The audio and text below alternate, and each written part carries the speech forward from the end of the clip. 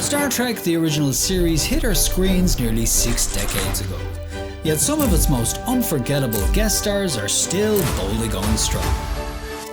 And they're still around to tell their stories. Bill could be a pain. A terrible thing happened when we were filming. They put tape on a guy's nipples.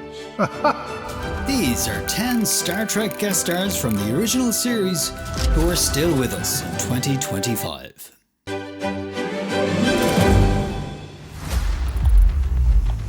See that face? If her name had been Helen of Troy, she would have launched 1,000 ships. But she happens to be Lee Meriwether. Go ahead. I pride myself for never losing my train of thought. I am Locira. Lee Meriwether guested on this third season entry of Star Trek as a holographic alien, designed to kill with polite manners I must touch you. I beg it. and an apologetic tone. Killing is wrong. Lee was born in Los Angeles in 1935, with looks that gave her a head start on becoming famous in what at the time was one of the quickest ways possible, Time to meet our first challenger. Please sign in. by becoming Miss America. Lee Ann Meriwether, Miss America of 1955. And since it was the first time the pageant had ever been broadcast live on television, the exposure was huge. Had you appeared on television? Yes. Lee's natural cheerful nature was an immediate hit with viewers, and NBC quickly brought her onto their Today show as a Today girl, which basically meant smiling a lot as she told America about fashion and the weather and things like that. Naturally, because of the climate. Pretty soon, Lee found herself doing the usual TV guest star circuit and the odd movie, 4D Man. sometimes very odd movie, But that's like the fourth dimension. which then led to her brief but memorable detour into the Batcave. Julie Newmar was unavailable at the time due to scheduling, so Lee Meriwether stepped in and suited up as Catwoman for the 1966 Batman movie. And I had to fit into her costume. No, you didn't. She starred in her first TV series after that, the short-lived, but for those of us of a certain age memorable, sci-fi series The Time Tunnel. The Time Tunnel. Now that only lasted one season, but Lee's next TV series would be a hit, Barnaby Jones, where she played Betty Jones, crime-solving partner to old Buddy Epson. Now that show ran for 8 seasons, and made her probably the only woman on television at the time who could help solve a murder without the use of a bikini.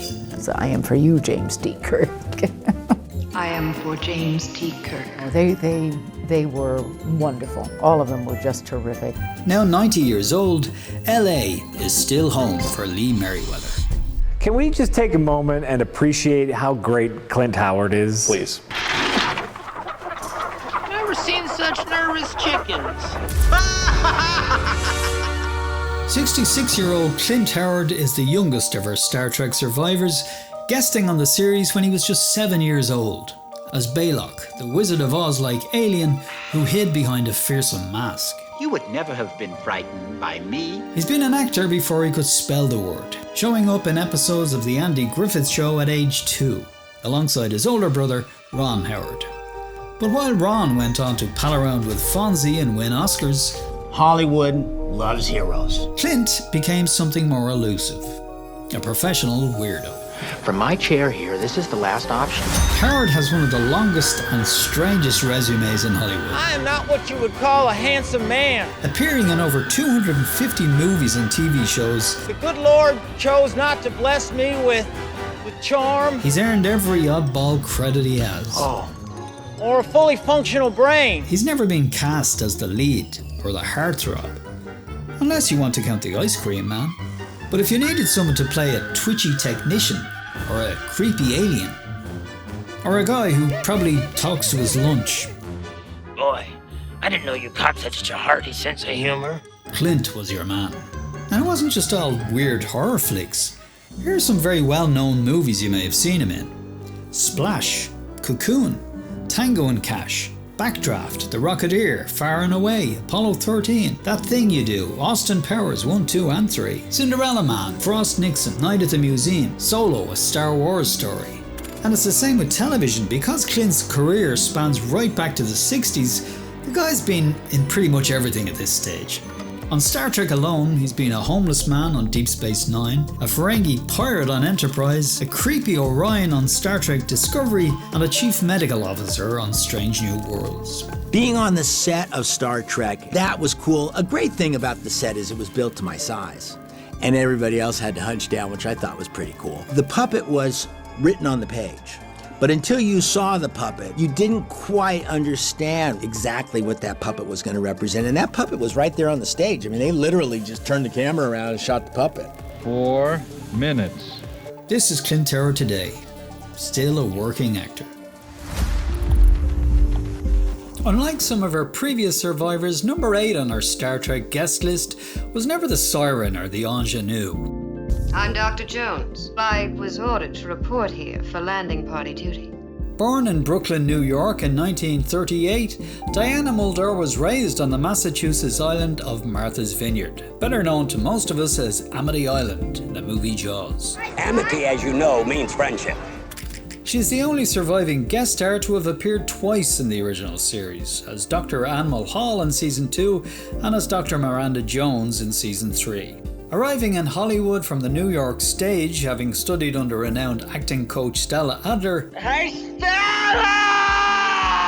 Muldaur made her name in the golden age of TV, when guest roles were often the characters that propelled the story. Gunsmoke, Bonanza, I Spy, Mannix, she did them all, along with recurring roles in McCloud and the Born Free TV series. Then Gene Roddenberry called upon her to play the Doctor again when in 1988, behind-the-scenes squabbles on the Next Generation set required replacing Gates McFadden's Doctor for Season 2. It seems I have no choice but to obey you. Diana followed the Next Generation up with a couple of Emmy nominations during her notable stint on LA Law. And speaking of Emmys, maybe her greatest role wasn't even on camera, because in 1983, Diana Muldaur became president of the Academy of Television Arts and Science, the first woman to achieve that honour in over 30 years. Very impressive. So, what did you think of her co-stars? William Shatner did a lot of jokes. He was very nice, but he would hit on you, of course. William Shatner evidently hit on them all. At any rate, it didn't do him any good, but he was very pleasant to work with. And I really think he's one of the finest actors out of Canada. I agree completely. And Leonard Nimoy was a very dear man. He couldn't have been a sweeter guy. He was the one I'd go out and have a drink with afterwards. You poor girl. On the contrary, Doctor, I would say that Dr. Jones was indeed fortunate. DeForest, very dear, very sweet man. He had a problem with his lines sometimes, but Bill could be a pain. He could ruin a take deliberately just for fun. He did it to DeForest one day. He was totally in the zone and was interrupted as a joke. I felt so sorry for DeForest. Very sweet man. Now, where I come from, that's what we call a lady. Following her Hollywood career, Diana Muldaur returned to the place she once called home, Martha's Vineyard, where at last report, many islanders still find her volunteering most days of the week at the animal shelter she founded there. I see, Dr. McCoy, that you still subscribe. Cannot and will not subscribe. I have never subscribed. Some Star Trek guest stars lit up an episode. Don't you think I know that? This next one helped light up a whole universe. A mirror one, that is. I want one thing, Captain. Transfer me. Barbara Luna made a career out of being glamorous, unpredictable, and just exotic enough for 1960s television to cast her as everything from a Native American to an Okinawan geisha girl. This doesn't make sense. In the iconic episode Mirror Mirror, which sparked a slew of Star Trek Mirror Universe episodes, Luna played Marlena Moreau, the worldly captain's woman. I've been a captain's woman and I like it. Born in Manhattan in 1936, Luna's Filipino, Spanish, Hungarian ancestry made her one of the busiest mixed-race female actors in 1960s television. She got her start on Broadway at age 16, cast by Joshua Logan in South Pacific after he spotted her in a high school production. That led to a starring role as Lotus Blossom in Tea House of the August Moon, and gave her the musical theatre training and poise that TV directors loved. as evidenced by the almost 500 TV roles she was cast in. It's not that bad. Of course not. In film too, her exotic looks brought her a variety of roles. She caught Frank Sinatra's eye and landed a starring role opposite him and Spencer Tracy in The Devil at 4 O'Clock. She held her own against Vivian Leigh and Lee Marvin in Ship of Fools. And as the psychopathic top dog in the cult prison film The Concrete Jungle, Luna proved she could choose scenery with the best of them. I want you to belong to me. Here's what she has to say about her time on the original show. It feels pretty wonderful to be remembered for something that took place so long ago.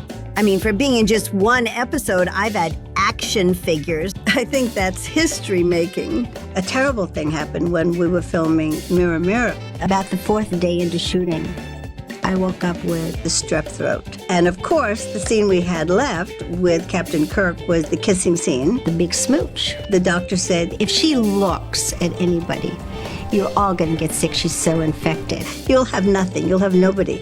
So they sent me home. So what they did do was stop that particular segment, and then a month later, I came back, and don't you forget it. Is William Shatner a good kisser? The answer is yes. I can only suspect that, well, maybe because Leonard Nimoy wore a beard and he looked great. Indeed.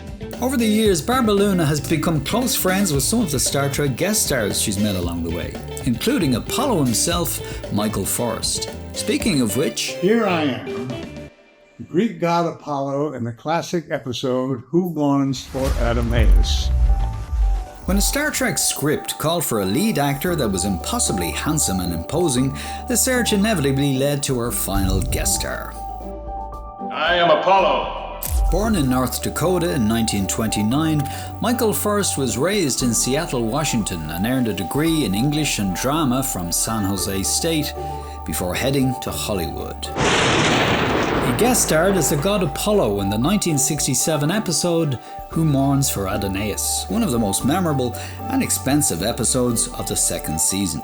Towering at 6'3" with a commanding voice, Welcome to Olympus, Captain Kirk.